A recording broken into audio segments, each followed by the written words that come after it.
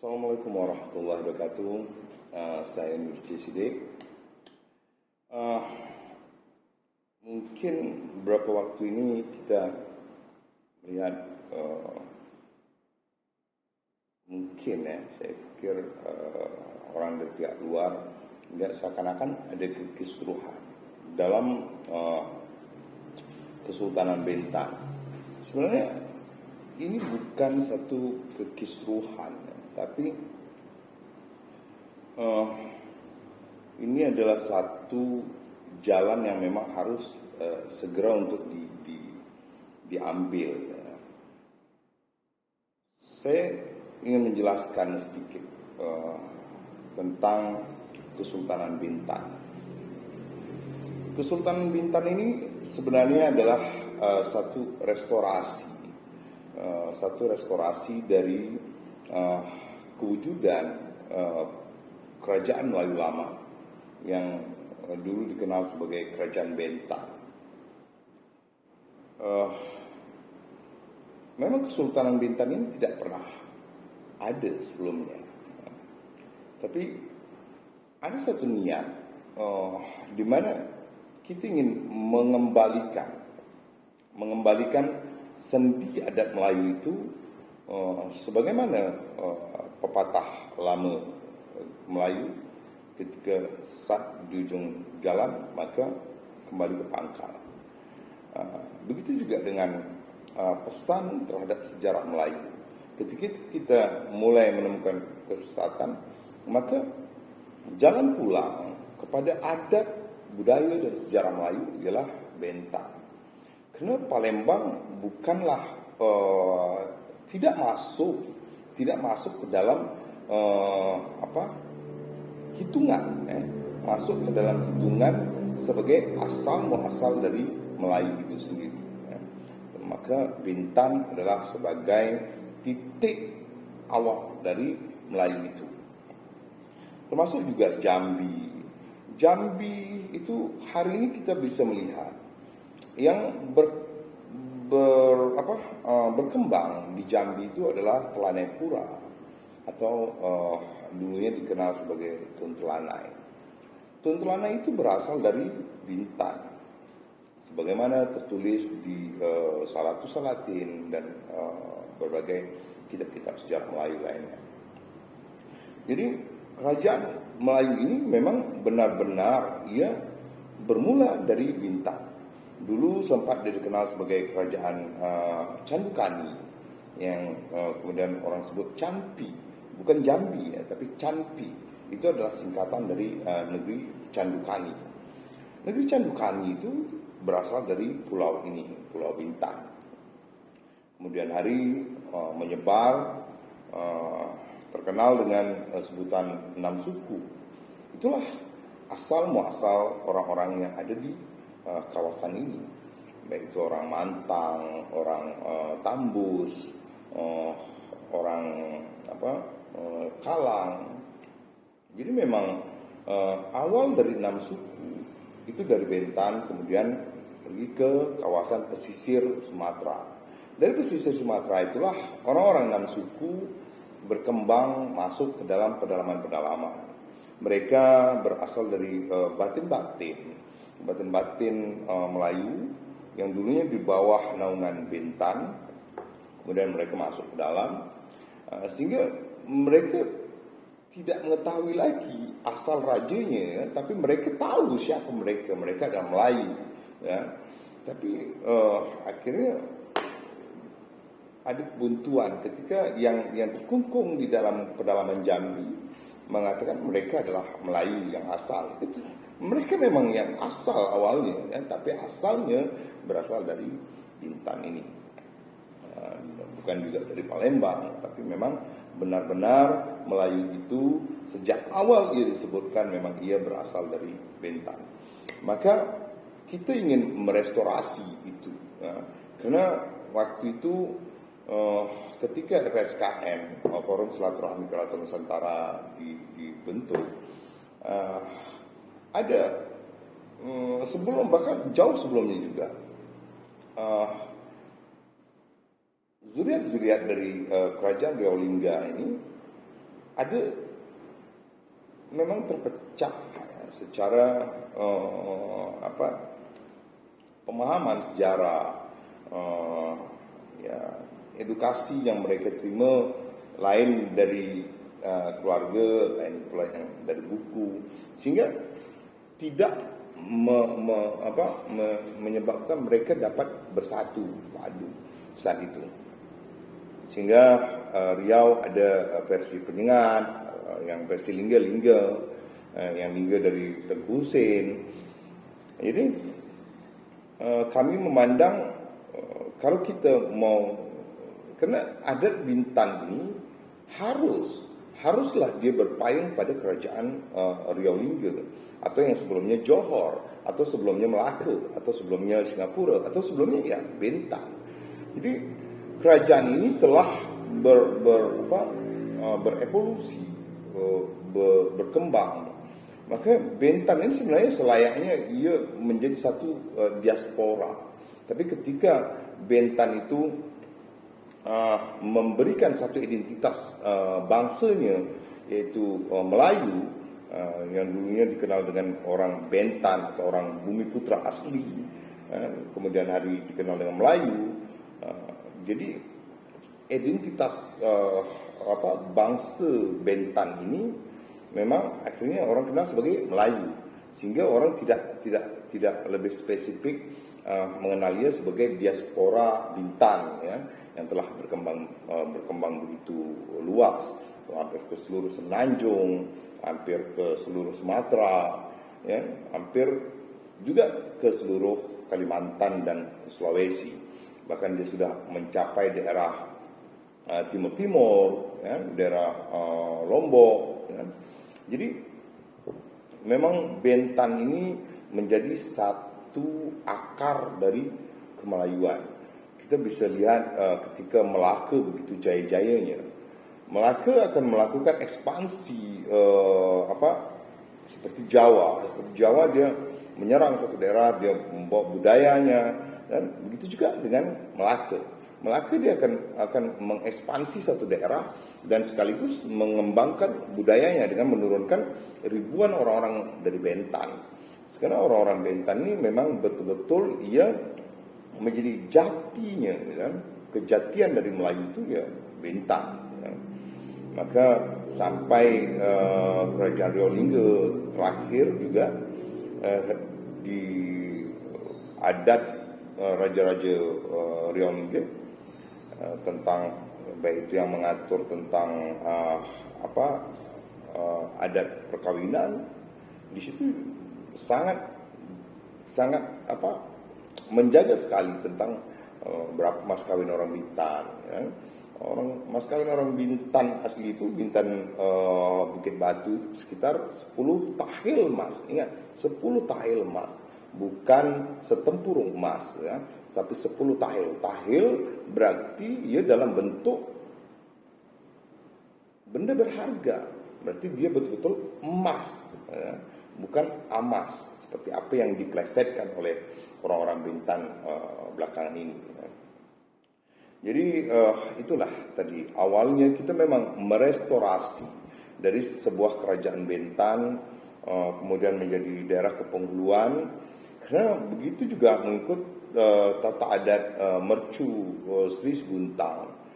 Raja Melayu itu begitu dekatnya dengan rakyat, sehingga raja-raja Melayu itu lebih mengedepankan penghulunya, sebagaimana pemahaman dari penghulu, itu hulu adalah sebuah pangkal. Ini memang penghulu itu adalah rajanya bagi rakyat Melayu. Sultan tidak memiliki rakyat, Sultan tidak memiliki pengikut. Yang memiliki pengikut yang langsung bersentuhan dengan rakyat dia penghulu, dari penghulu, batin, ke Datuk Kaya, baru ke pembesar-pembesar berempat, baik itu bendahara, Temenggung, Laksmana dan penghulu bendahari. Mereka lah yang punya susunan sampai ke jenjang ke bawah, grassroots-nya, yaitu ke masyarakatnya. Jadi itulah awal tujuan kami mendirikan Kesultanan Bintan itu, awalnya untuk menjalankan tata adat Melayu itu dengan memulainya dari awal kembali. Namun dalam perkembangannya kita sudah berjalan 12 tahun. Dalam 12 tahun ini kan ternyata yang awalnya Riau Lingga ini yang kita pikir mereka berkonflik, ternyata mereka masing-masing saling mempersiapkan diri mereka dengan baik. Seperti halnya dari pihak Lingga yang sudah menyatu dengan Zuriat Agung itu sudah begitu baiknya mempersiapkan persatuan mereka, dan begitu juga dengan dari pihak Zuriat dan keluarga-keluarga dari pihak Sultan Abdul Rahman, tepatnya yang berada di Pulau Penyengat dan di Singapura dan di Terengganu, di beberapa negeri bagian di Malaysia. Mereka menyatu membentuk satu namanya Lembaga Adat Kesultanan Riau Lingga. Mereka sudah terdaftar dari segi legalitas. Jadi saya pikir dengan berjalannya 12 tahun ini kita harus juga menyadari diri kita bahwa kita tidak boleh terlalu jauh untuk keluar dari koridor adat yang sebelumnya ada. Karena jika lembaga-lembaga Riau Lingga ini tidak ada, mungkin kita boleh kembali ke pangkalnya. Tapi ketika lembaga ini kembali berdiri dan kembali eksis dan menyusun tatanan adatnya, kembali mengikut kepada adat yang sedianya ada, yang telah dibukukan, yang telah diaturkan sedemikian rupa, maka kita haruslah, saya pikir, untuk kembali kepada adat yang sebenar-benarnya adat. Itulah yang dikatakan adat yang sebenar-benarnya adat. Berbeda dengan Lembaga Adat Melayu. Lembaga Adat Melayu ini kan satu produk pemerintah, satu produk, bukan satu produk pemerintah saja, tapi satu produk pemikiran masyarakat yang dikumpulkan melalui wadah pemerintah yang saat itu oleh gubernur kita, beliau terpanggil untuk menyiapkan satu wadah yang dulunya disebut sebagai Lembaga Adat Daerah Riau. Belum dia membuat nama Melayu itu, tapi lebih nasionalnya, lebih nasional itu Lembaga Adat Daerah di tahun 1968 ya. Itulah pertama kali. Kemudian di 3 tahun kemudian, sekitar tahun 1971, Medan mulai bangkit dengan MAPMI ya, Majelis Adat Budaya Melayu di sana. Barulah kemudian hari kita baru sekitar tahun 90-an ya, 94 mungkin kita baru merubah menjadi Lembaga Adat Melayu. Tapi itu dengan bukan yang kita sebut sebagai adat sebenar-benarnya adat, tapi adat yang memang dibentuk sedemikian rupa untuk mensterilkan, mungkin bukannya mensterilkan, tapi menetralkan semua kalangan yang ada di kawasan ini, yang notabene banyak keturunan-keturunan dari raja-raja, keturunan tengku-tengku, itu keturunan bangsawan-bangsawan kerajaan yang tentunya secara adat dan adab itu tidaklah bisa disamakan dengan semualah kan, antara kita itu tidak bisa disamakan. Tentulah mereka yang keturunan raja-raja, keturunan tengku-tengku, itu keturunan sultan memiliki kalau kita orang Melayu ini tentulah memandang mereka lebih tinggi dibanding masyarakat biasa kan. Itu harus karena itu adalah satu tatanan sosial masyarakat yang memang sudah sekian lama terbentuk, dan itu menjadi satu kepatuhan ya, pakem ya, kemudian menjadi pakemnya bagi kita orang-orang Melayu menghormati mereka kan. Maka lembaga adat itu dibentuk memang untuk menetralisir itu kan. Jadi siapapun orang-orang Melayu bisa terlibat secara langsung di lembaga itu untuk menyusun, untuk memiliki hak-hak adat dan budaya yang sama seperti maka itu kita tidak bisa golongkan dia sebagai adat yang sebenarnya adat, karena filosofi lembaga adat Melayu juga sangat berbeda dengan filosofi kita orang-orang Melayu asli, ya. Seperti adat bersenikan syarak bersenikan kitabullah itu kan satu slogan atau satu semboyan yang dibangun oleh orang-orang Minangkabau, oleh orang-orang Pariaman atau orang-orang Padang yang kita kenali begitu kan. Sementara kalau orang-orang Melayu ini jauh lebih ketat lagi, jauh lebih keras lagi dalam membahaskan adat itu, ya. Maka ketika dia belum menjadi hukum, itu baru kita kategorikan resam, belum menjadi adat. Resam itu saja sudah menjadi satu sandaran hidup yang utama, ya. Dalam resam Melayu itu mengatur 3 hal, ya. Orang melahirkan, orang menikah, dan orang meninggal. Dan itu betul-betul mempengaruhi sendi hidup yang paling dasar dalam kehidupan manusia, yaitu orang melahirkan, orang menikah, orang melahirkan, hingga orang meninggal. Ya. Apalagi kalau kita sudah masuk ke adat, ya. Adat itu sudah betul-betul menjadi satu aturan yang sangat mengikat, dan setiap orang tanpa harus dibacakan pun buku undang-undang, gitu, orang sudah tahu ini melanggar adat, ya.